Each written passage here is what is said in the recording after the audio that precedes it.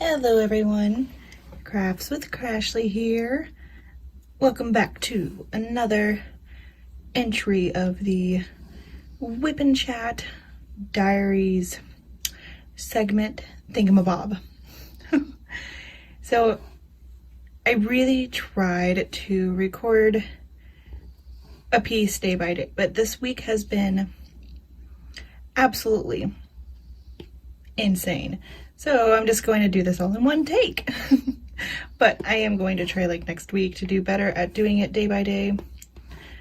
It's hard with working full time, 3 kids and doing the side business, but I'm going to try to work it out. But I did write down stuff that happened this week, so I remembered to tell you all. But for those wondering what I'm working on, this is Galaxy by Diamond Art Club. And I'm working at the bottom this time. I'm down in here, and I've done a little bit of a dress. And I'm doing this painting for a collaboration I have going on with my new BFF, Beth from Shine Like a Diamond. So we were going to launch it this week, but she had some medical issues. She has an abscess on her mouth. She's in a lot of pain. So we just kind of decided to postpone doing like collaboration videos and things like that. But we're both still kind of working on the painting. But I'll tell you what, guys, this collaboration we have going on is going to be amazing. What we are doing, I'm not going to give you too many details because it's a surprise, but what we're doing has not been done in the community yet that I have seen or she has seen. So it's going to be definitely different. It's going to take us a bit of planning, but I think with our minds combined, we are going to make it freaking rock. So stay tuned for the details to come with that. There will be like a giveaway and things like that. So just keep watching, and I'm sure most of you are already subscribed to her. If not, check out her channel. Again, it's Shine Like a Diamond. And for most of the collaboration, you will need to be subscribed to both of us to see what's going on. And that's really all the details, all the hints I'm going to give you. But it's going to be really cool. Trust me. I haven't steered you guys wrong once yet, have I? Just kidding. If I have, my bad. I never do it on purpose, though. Anyway, what's gone on this week? Quite a bit has happened this week. It has been one of the more hectic weeks, for sure. So at the start of the week, Zachary is my younger son. He is 8 years old. He's in 2nd grade. So at the start of the week, Zach comes home from school. It was on Monday. And every day when he comes home, I always ask him, do you have any homework? Usually he says no. It's the 2nd grade. They don't do a lot of homework assignments. They may have to like study for like a spelling test or something, but never really homework that has to be done and turned in. So Monday he comes home and I ask him, do you have any homework or anything we need to study for or anything? And he says, no, but there is this red paper in my backpack that's really important that you have to sign and send back. I'm like, okay. I just think it's some permissioned slip or something, So I get in his backpack and there is a red note that is a request to have a parent-teacher conference with Zachary. So the way this school works is they have parent-teacher conferences every quarter or whatever, but after the first parent-teacher conference of the school year, you only have to go to parent-teacher conferences if the teacher feels like it's needed. If there's no issues, no concerns, nothing they need to talk about, then they put on this paper, no need to meet, or like if you would like to meet for some reason, fill this out with a requested time. So usually after the first parent-teacher conferences, that's what we get. usually Zach's, will bring home, we don't need a parent-teacher conference at this time. And so we're good, if there's no issues, then whatever, we're good. But this time, he brought one home, and she requested a parent-teacher conference. So I asked Zach, how's it been going in school? And he always tells me it's fine. Everything's going good. Okay, cool. He'll even tell me what they're learning about, if it's science or plants or whatever. He'll come home and he'll tell me about what he's learning. So before this, his teacher had emailed me a couple times saying Zach is refusing to do his schoolwork, which kind of shocked me because when he comes home, he's always like pumped about school. Like, yeah, we learned this and this, and did you know? Blah, blah, blah, blah, blah. He's super smart. So I never thought there was an issue. And when I got this email from his teacher, I, of course, sit him down and I talked to him, why are you refusing to do your work? And it always has something to do with writing. He doesn't like to write. He keeps saying over and over again that he can't read and he can't write, which I know isn't true. I've seen some of the things he brings home, and we sit down and we read together all the time. So I know he can. I just think he's either being lazy or there might be another underlying issue. So the letter said that the parent-teacher conferences were on Thursday. And of course, I asked him, what could this be about? Have you been struggling in school? How do you feel you're doing? And he says, I feel like I'm doing fine. Okay. And that was that, and then Thursday came. We go to the parent-teacher conferences. And she basically just tells me the exact same thing. There's some days where Zach comes in bright-eyed and bushy-tailed, and he's happy-go-lucky, does his work, he volunteers to say answers, yada, yada, yada. And then there's some days that he's refusing to do his work. And I ask her, what's the common factor when he doesn't want to do his work? When he's refusing to do it, as you say. And she says, anytime we ask him to put anything on paper. And so then my mind first goes to, okay, maybe he's dyslexic. I'm no doctor, okay?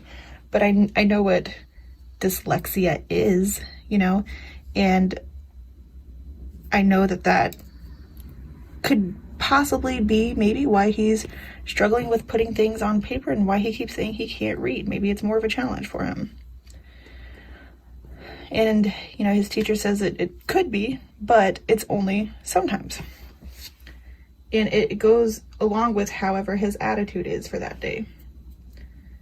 And she says that he'll do his work, he's engaged and stuff, but then when it comes to actually, doing work or doing practice problems and he doesn't know the answer right away, then he just shuts down and he gives up. So I'm still not really sure why he's doing that because again, he's perfectly fine at home. We'll sit down, we'll practice spelling words and everything's go lucky. And then his teacher also told me that he went to school and he'll tell her that he hates school. He hates it. She even said that he wrote on the back of one of his papers that he hates school. And I told her, I was like, that's a huge shock to me because when he's at home, he loves school. So I just don't know where this is coming from. And then I asked, are kids nice to Zachary? Because he's still going through that whole thumb-sucking thing at 8 years old. He doesn't tell me that he gets picked on or not, but I remember when I was in school, kids can be buttholes. And that's just the reality. Kids will ridicule other children for being different, And I've been trying to break Zach of this thumb-sucking thing. Not only, I don't want him to get made fun of, okay? I'll be honest, I don't. But not only that, but his teeth are not growing in properly. And it's because he's always got the dang thumb in his mouth. But that's a work in progress. But she says he's not picked on. He has friends. He's social. It just, you know, when it comes to putting something on paper, or if he doesn't get it right away, or if he gets it wrong the first time, he doesn't want to try again. He automatically assumes if he doesn't get it the first time, then he's not smart enough to get it at all.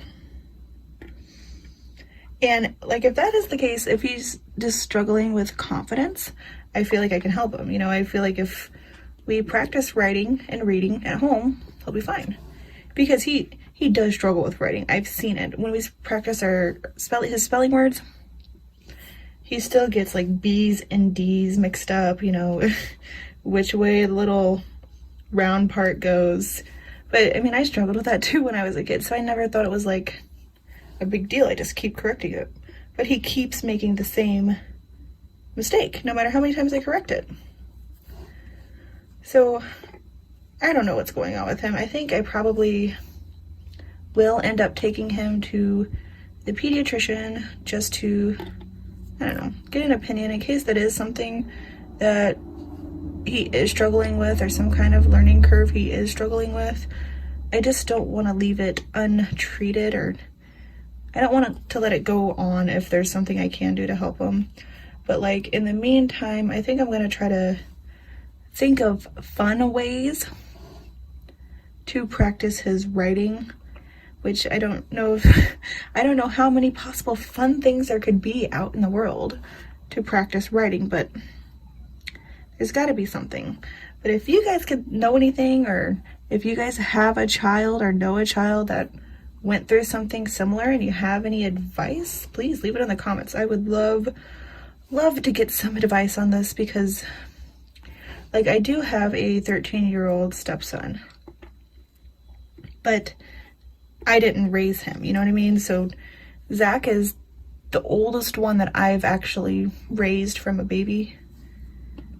Like, I don't know how Maddox was when he was 8 years old in school. So any advice would be awesome, because I asked the teacher too, you know, what would you suggest we do? She says, I don't know. Like, oh great, that's like very helpful. Sorry, a bunch of motorcycles just randomly drove by. I don't know if y'all heard that or not, but that's what that noise was. But yeah, if you guys have any advice, just let me know. But while we were sitting in this is unrelated to Zach, but while we were sitting in the parent-teacher conferences, I looked over and Zach's teacher is oddly obsessed, like with flamingos. You know, we all have our thing. Flamingos are her thing. And so I look over and I see this picture that's framed, and it was so shiny and sparkly. And I was like, this is completely unrelated, but is that a diamond painting? And she says, oh, yes, it is. You know what diamond painting is? And I'm like, girl, let me just tell you, I know diamond painting. And then we kept talking for a good 10-15 minutes about diamond painting, and I told her, yeah, I'm on YouTube, and I don't know if she's gonna come find me or not, but that's awesome. Hey, Mrs. Howell. But it was just really funny, and we talked about diamond painting forever. It was amazing. Anyway, so yeah, we're trying to think of different ways to help Zachary with that. You know, we came home and we talked to him about it, and he just said, I just get frustrated when I don't know how to do it. And we're, you know, gave him this whole spiel about how if you don't know how to do something, that's when you practice it. And school's only going to get harder, because it is. The whole idea of school is to, you know, teach you these things and then expand on them. Then you learn a little bit more and a little bit more and a little bit more. And it's awesome, you know? You get to embrace this information that you didn't have before. But I just still don't understand why it's only some days. You know, we have a routine at home. Kids go to bed at a certain time, they wake up at a certain time, we have our certain family time, and, you know, I don't know why it's some days. Maybe the kid's bipolar, I don't know. I worry about taking him to the doctor and them telling me that he has like ADD or ADHD or something. Because I just think I don't know. I remember when I was diagnosed with ADD, and I was close to his age. And I just remember what the medication did to me. Because like when you have ADD and ADHD, like myself, you get prescribed these medications. Like right now I take Adderall. But I am highly addicted to it. Like as in if I forget to take it or something, I have absolutely zero drive to do anything whatsoever. I'm like, I don't know. Basically just like worthless is how I feel. I don't want to do anything but sleep. Oh my gosh, and then you're hungry like all the time because Adderall curbs your appetite. And so if you don't take it, your appetite like comes back with a huge vengeance. It's crazy.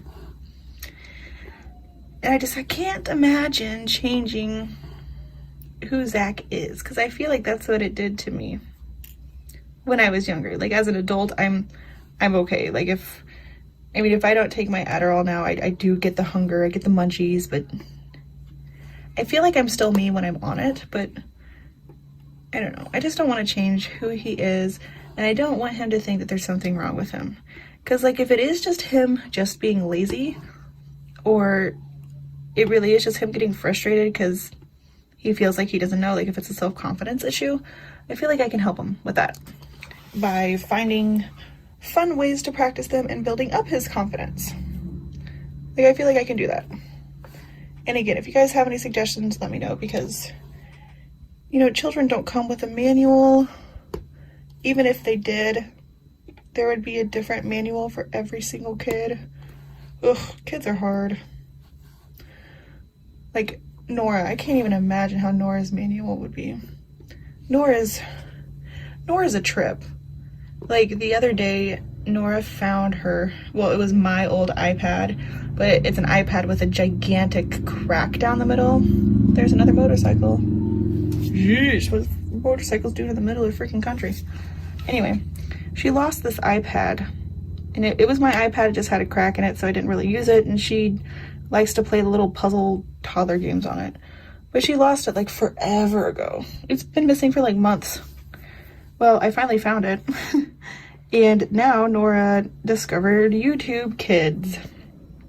And she loves watching YouTube Kids. She loves the little videos of these little girls playing with their Barbies. Like, I wish I knew the channel name, but it's always Anna and Elsa. But Anna is Anya, and Elsa is Elsia. That's the show that she loves to watch on YouTube. So my point is, she found this tablet, and you know, since it was lost, sorry, I'm switching colors here. She discovered the YouTube. Listen to me. She discovered YouTube, and now she just uses it to watch this Anya and Elsia show, whatever the heck it's called. Do any of your kids watch that show? I don't know what it's called. Just a second, I'm getting another color here.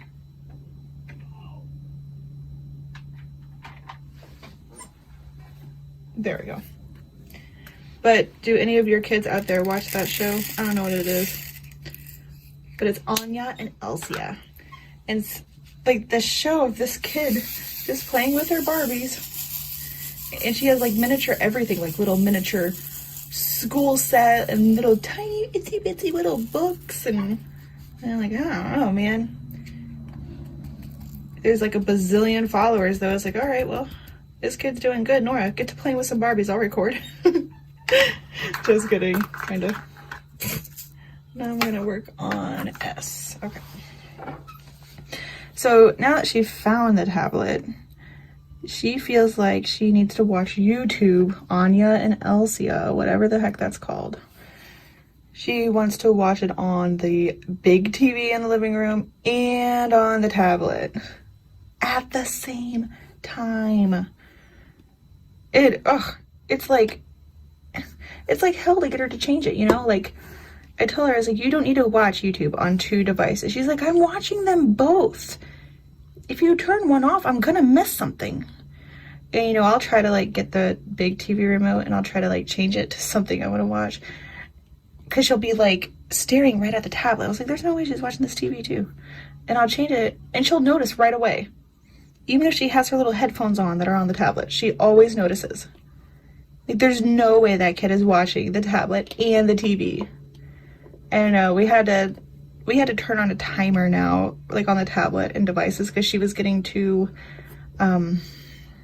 obsessed. I don't know if that's the right word, but she would throw huge fits if we turned them off. And like, that's not okay. She wasn't even like playing with her toys anymore. She just wanted to watch YouTube. And I don't mind if she watches YouTube. You know, some parents do mind, and I'm not one of those parents. I don't mind if she watches YouTube. However, I do mind if it consumes her entire day and if she's so obsessed that she'll throw fits if you turn it off. Then it becomes a problem for me. But if we're not doing anything else, or Kerwin and I are working on things for the business and she wants to watch some YouTube, I'm, you know, cool. All right. But then when I say, okay, let's put the tablet and the devices down, it's time for dinner. When it becomes a problem at that point, yeah, then it's time to cut her back. I'm not going to let the 4-year-old become addicted to it. That's just too much. Let's see, what else? Oh, so we also think that Noelle, the Sour Patch Kitty that we have, we think she might be pregnant, which is gonna suck. So for those who don't know about Noelle, we live way out in the country in a tiny town called New Bloomfield, and it's in Missouri. Well, at our house, we have like, I don't know, 10, 15 some odd stray cats that just have wandered around our house. And we always put cat food out because we love animals. So we literally buy cat food and we put it out for them. Which is why, of course, they come back, you know? But we don't mind. We go out there, we give them some loving, we pet them all. But it was around Christmas of last year that Noelle showed up at our doorstep. And we've never taken in a stray cat before. But Noelle was just this little baby kitten. And she was all white with a little brown on her eye. So she was calico, you know, but mainly white. And she was just so sweet. She kept like hugging us, and I don't know, we decided to bring her in. Nora fell in love with her. Oh my gosh, Nora's obsessed with that cat. So we brought her in. Well, you know, that was like in December sometime. And here we are in, what are we in, March? March, yeah. So she got a little bit older. But now she's, I guess, curious about the outside. Because, like I said, we go out there and we feed the cats. We take the big bag of cat food and dump it on the porch, and they come around. Yeah. So Noelle has snuck out a few times. And she is very hard to get to come back in. Because once she's out there, she runs, and she just wants to play with all the other cats. And she's hard to catch, to bring back in. But if we left her out there, oh my God, guys. Nora would be just devastated. I would too. I mean, we fell in love with her. So we have to catch her. But there was this one time Noelle ran outside and she ran under the bush, and we had to go. Like, we were on our way out the door to go somewhere. So we had to, you know, I forgot what it was, but it was something that was time sensitive. So Noelle was outside for basically the entire time we were gone, which is like an hour or so maybe. And then we get back, and then we had more time, of course, and we got her. We, you know, got a piece of bacon, or, you know, her little cat trees that they go absolutely psycho when they smell. So we got her to come back in. And that was that, you know. And that was, I don't know, a few weeks ago. So now, there was one evening I was walking through the family room, which is where we have our sorted laundry. and then I just hear this steady stream of like liquid, like water, I don't know. And then I look over and Noelle is like perched up on some clothes, straight up just peeing all over him. And I was like, oh my God, freaking out. And she was like litter box trained the first day. She peed and pooped in the litter box. But I looked over and I saw her peeing all over my clothes. And I was like, oh my God, what are you doing? I picked her up real quick and threw her in the litter box. Yeah, so she didn't pee on my clothes. She peed on my brand new pure white cotton blanket. And it was like a throw blanket that was, goes in the living room to cover up with when you're in there watching a movie. My favorite blanket. It's so warm. But the weird part is it wasn't like, it was a really heavy stream. It's like if you go outside and you get your water hose and you set it on the jet setting, it's like a really heavy stream. That's what it sounded like. It was like, is that pee? I don't know. And Kerwin thinks that she was spraying and marking her territory. And I don't know a lot about all that jazz and kitty cat puberty or anything. But now I've noticed that she looks fatter all of a sudden. And when I pick her up, she has nipples. I know all cats have nipples, guys. I know. But they're bigger, and I never noticed them before. And this could all just be in my head, I don't know. I don't think they make, pregnancy tests that you can buy at Walgreens for kitty cats, but I don't know. She was outside for that one time for quite a bit, and there are male cats out there, and, they get freaky with the girl cats out there, which is another funny story. So this might be a little TMI, so for those who, don't want to hear about cats doing it, you may want to fast forward just a wee bit. So this is another funny story. So we have a back porch, with a sliding glass door that we can see out. So there was this one day that I saw Tommy. Tommy is one of the male cats out there, and he's big and fluffy. He's my buddy, Tommy was on the barbecue pit with another cat. And I guess I've never seen cats do it before. I haven't. But I look outside. It was like in the morning. I got my coffee. I stood by the door just looking outside. I don't know, because that's just what I like to do. It's the country. It's pretty scenery. And I look outside and I see Tommy on the barbecue pit.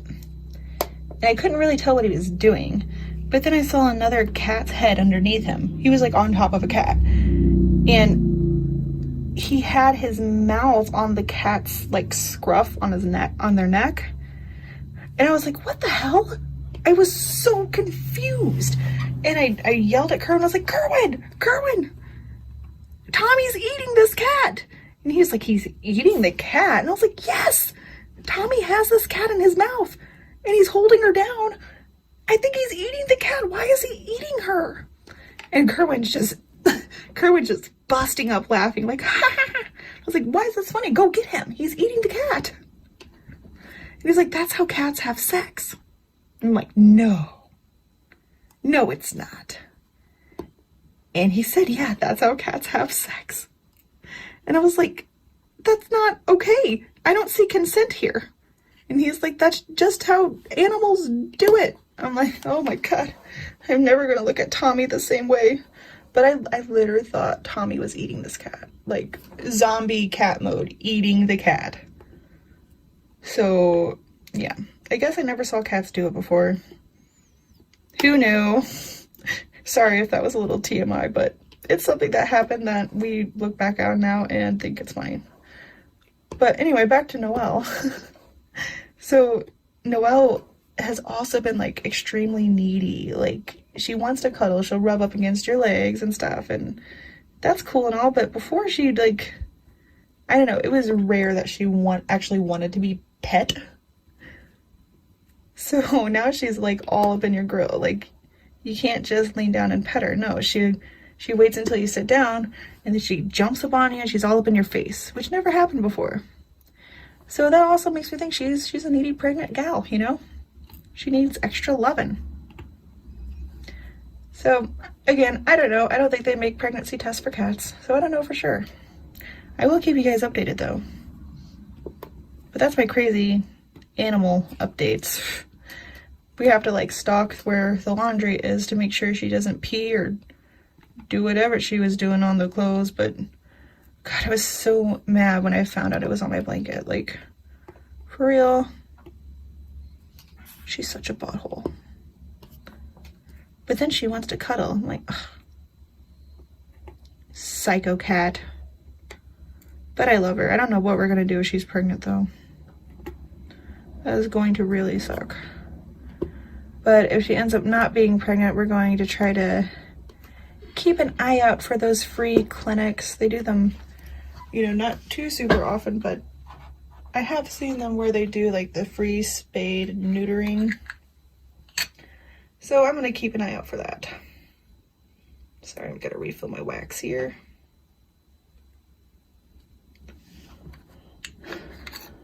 And what else happened? Yeah, but this week has been a seriously busy week. I literally had 5 custom pen orders that I had to do all at once. So it was like, for me, it was like work all day long. But then when you get off work, keep working, you know? Along with entertaining children. And I'm not complaining though, guys. Like, this is what I want to do. I chose to do this, not complaining. And custom pen orders are my favorite orders to do. But, you know, having so many of them, it just gets busy is all, you know? But everyone who's ordered a custom pen from me has been so understanding that, you know, that I don't get them done that same day. I just can't, you know, I have other responsibilities. I have a life and a family. But I did start making people pay for their custom orders up front. Just because I ran into the whole, you know, make this pen and, you know, I make it until they love it. And if they don't love it the first time, I remake it and get it, you know, to where it's exactly what they want. Well, this one time I did that and they said I loved it and it was perfect, but then they didn't have the money to pay for it. So then I was stuck with it. I ended up selling it later on Etsy, but it was still really annoying because when I do these custom orders, guys, like I may not get it right the first time, which is okay. I'll just do it again. But with custom orders, if it's something I don't know how to do, I will always figure it out. I'm very good about figuring it out, and I love doing that. But when you don't get it right the first time and you try again, you know, it takes more clay and it's just more expensive for me. So, I mean, I'm pretty much caught up now on custom orders. I have the parrot to finish for Dreamer. That's going to be a cool one. And I have to do an elephant one. And these are diamond painting pins, by the way, if you guys didn't know. And I'm doing an elephant one for, I believe, Dixie, yes. And those are almost done. And then I'm completely caught up. But I think I'm going to change it to where, like, if I do have a bunch of custom orders already under my belt to do, I'm just going to set the expectations up front, you know, that they just take a while to do because I have to be able to sit down and, you know, work on them, which it's just hard to find time because when I work from home and everything, but I can't really play with clay when I'm working because I take inbound calls. It's, you know, hard to do. But then when I get off work, then all the kids are home. And so I'll come in here and I'll try to do it, but then, like, I don't know, somebody has a booger or somebody punched somebody, you know, there's always something going on. But again, I'm not trying to sound like I'm complaining because I'm not. I want to make pens, guys. That's my thing. It's my passion. Hopefully someday the business will kick off enough to where I can just do it full time. Not just pens, obviously. I want to make other things to sell and make a living to support my family doing something I love. Isn't that everyone's dream? Working for a telecommunications company, taking inbound calls. It's good money, but whew, it's definitely mentally draining. You know, I don't think a lot of people realize that customer service representatives are people. It was just in Jennifer's live yesterday telling her about that. And, you know, I had a customer who I was talking to, and they wanted me to adjust 1 year of late fees. And I'm like, you crazy. You're not going to call me after 1 year and you've had a late fee on your bill. Have you paid your bill? I've paid everything but the late fee. Well, dude, that brings a balance forward. That's why you have a late fee. I ended up adjusting like 1 month of late fees for him, which is like $18. Don't get me wrong, that's expensive for a late fee. I think so too. But to let it go on for 1 year before calling, come on. So since I only did the 1 year of adjustments, this dude tells me he hopes I die in a car crash. Like, who says that to somebody? Like, it drives me crazy when people think they're big and bad over the phone or on the internet. Like, does that make you feel good? You know? I don't know. But I talk to crabby people all freaking day, and I just hate doing it.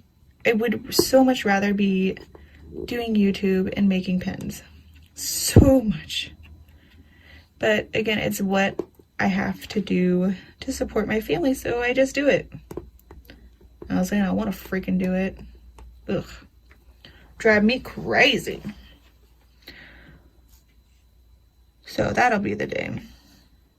We're actually saving up money now to build an extension on our house where the back porch is right now, and turning that into a crafting studio for me and for Kerwin, but mainly for me.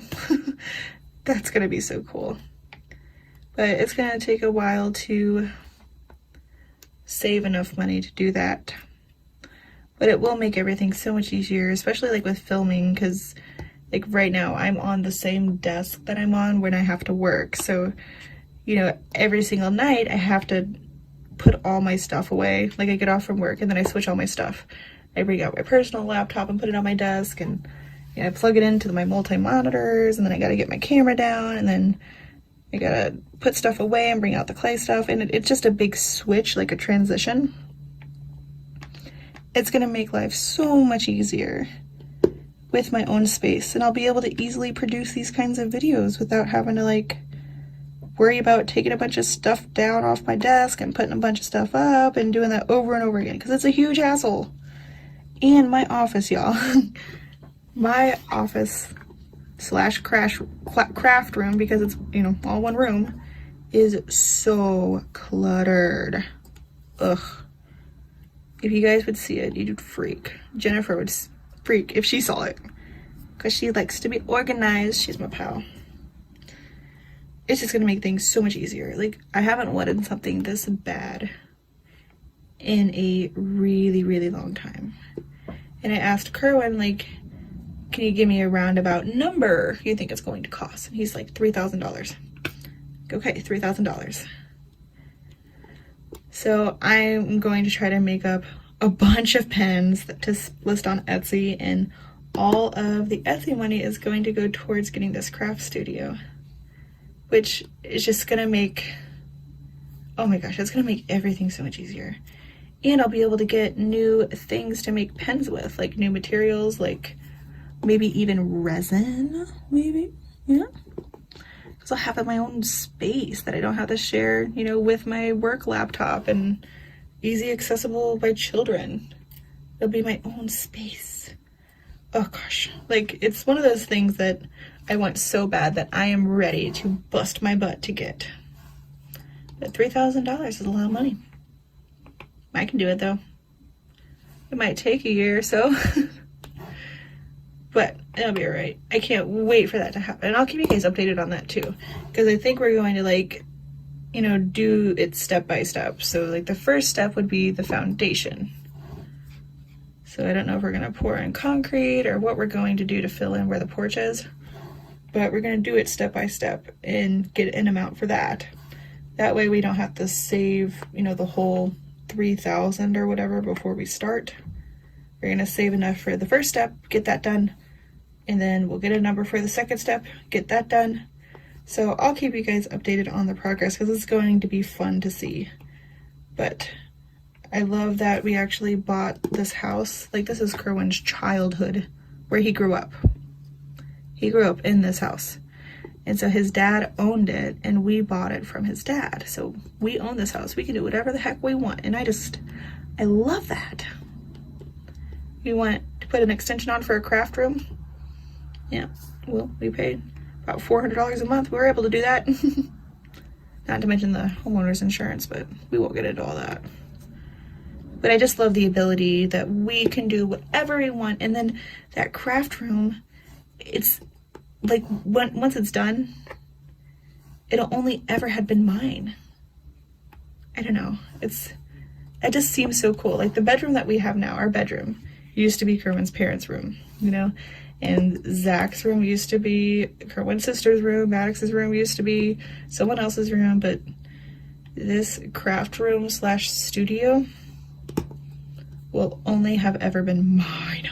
And Kerwin's, but, you know, I just have to say that. Mainly mine, though.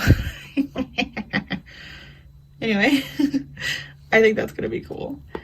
He's like, we're going to put on French doors, and Thanos is going to have his little corner with his bed, because he's my buddy. And he's, like, always with me. Always. Because we're best buds. But I'm really excited about that. That's going to be a fun adventure, I think. I'm trying to think if there is anything else I wanted to tell you. I don't really think there is this time. You know, keep watching for tomorrow. I go live for Sunday Social, and my guest is going to be Amber. And I believe her channel is Amber's Diamond Moment, I think. Just stay tuned. I'm going to be posting something like on Facebook, on Diamond Painting Underground and Creative Craft Addictions group. So I'll keep you guys updated with that too, and I'll schedule that live and be sharing that link. So that's basically everything. I'm just gonna finish up these S's. There's only a couple more. But yeah, tomorrow, Sunday Social, is going to be awesome. You're gonna be playing Name That Song. And I will save all the details for tomorrow because it's going to be fun. That's all the S's. Woo! Nailed it. All right, well, I know that this one's a little bit shorter, y'all, but I really appreciate you guys watching. Yeah, if you enjoyed, give it a thumbs up. If you're new, please consider subscribing so you don't miss tomorrow's Sunday Social or any other fun videos that we make. But yeah, thanks for watching. I'll see you guys in the next one. Bye.